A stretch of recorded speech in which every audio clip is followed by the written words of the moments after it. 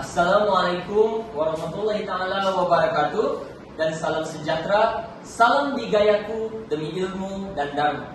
Baiklah, pada hari ini kami ingin membentangkan tajuk yang berkenaan tokoh dalam perkembangan bahasa Melayu moden.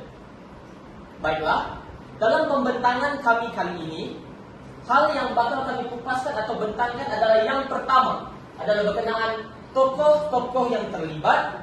Yang kedua, latar belakang pendidikan tokoh yang terlibat. Seterusnya, hasil karya tokoh. Dan yang terakhir adalah rumusan berkenaan pembentangan yang kami jalankan. Oke, baiklah, seperti yang dilihat, ini adalah tokoh-tokoh yang terlibat. Seperti yang kita ketahui, menurut karangan Abdullah Munshi, bahasa Melayu moden tersebut bermula pada abad yang ke-19. Pada abad ke-19 tersebut, kedatangan pengaruh Barat bukan saja mempengaruhi ekonomi, tetapi juga mempengaruhi bahasa Melayu itu sendiri. Jadi apabila ianya mempengaruhi, ianya menyumbang kepada tokoh-tokoh berikut ini, menyumbang untuk membentuk bahasa Melayu tersebut untuk dimodenkan. Dan bahasa Melayu moden tersebut telah kita gunakan sehingga ke hari ini. Ini adalah merupakan tokoh-tokoh yang bakal kami bentangkan, yaitu yang pertama adalah Awang Sarian dan yang seterusnya adalah Oti Dusek. Baiklah, kita pergi kepada tokoh yang pertama, yaitu Awang Sarian. Nama penuh beliau adalah Awang bin Sarian. Beliau dilahirkan pada 20 Oktober 1953. Dilahirkan di Kampung Rambah dan membesar di Kampung Teluk Kerang, Pontianjo. Beliau merupakan ahli bahasa Melayu. Baiklah, kita beralih kepada biodatas Oti Dusek. Nama penuh beliau ialah Oman Ibri Dusek.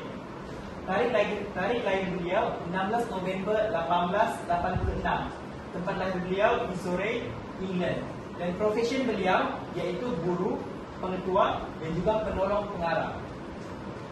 Kita beralih kepada latar belakang pendidikan Awang Sarian. Awang Sarian ini seorang tokoh yang terkenal dan tersohor dan berpendidikan. Kenapa saya katakan berpendidikan? Kerana beliau ini berjaya menggenggam ijazah sarjana muda persuratan, kepujian dan juga diploma pendidikan daripada Universiti Kebangsaan Malaysia UKM pada tahun 1977.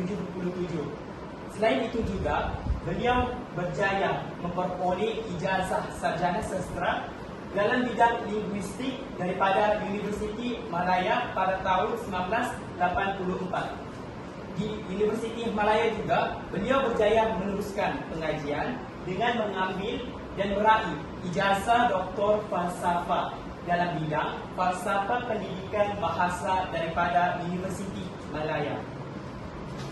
Seterusnya, beralih kepada latar belakang pendidikan dan kerjaya Oti Dusek. Oti Dusek berjaya menamatkan pengajian di Eastbourne College, University of London. Selepas itu, apabila sampai di tanah Melayu, beliau menjadi guru di Sekolah Tinggi Melaka. Seterusnya, beliau dilantik menjadi pengetua di Maktab Latihan Melayu Melaka pada tahun 1914.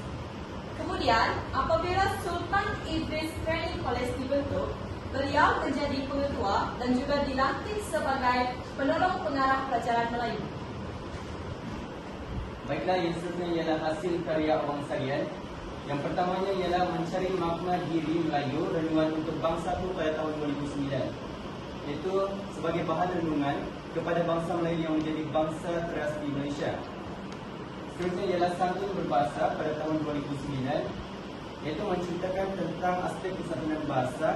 Antaranya ialah asas kesantunan bahasa, lingkungan penggunaan kesantunan bahasa dan banyak lagi. Akhir sekali ialah tertib mengarang tahun 2007, iaitu terdapat 21 bab yang menggunakan asas retorik dan stilistik dalam pengasilan karangan, teknis dan profesional. Okey, seterusnya ialah hasil karya Oti Dusek. Di sini memamerkan dua buah hasil karya beliau.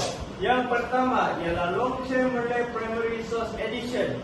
Isi kandungan dalam buku tersebut menceritakan tentang kosakata serta tata bahasa dalam bahasa Melayu. Seterusnya ialah Kitab Pedoman Guru Penggal 1 dan 2 yang diterbitkan pada tahun 1926.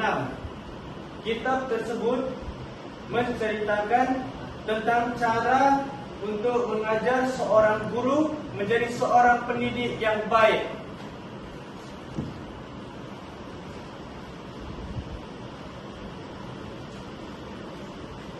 Kedua tokoh ini menyumbang banyak hal kepada perkembangan bahasa Melayu di tanah Melayu. Oti Dusek selaku tokoh asing dan Awang Sarian selaku tokoh tempatan menyumbang pelbagai karya dan pendekatan berkesan untuk memerdekakan bahasa Melayu agar menjadi bahasa yang berdaya saing dan relevan seiring peredaran zaman dengan harapan bahasa Melayu kekal terpelihara untuk selama-lamanya. Bak kata pepatah, tak lapok dek hujan, tak lekang dek panas.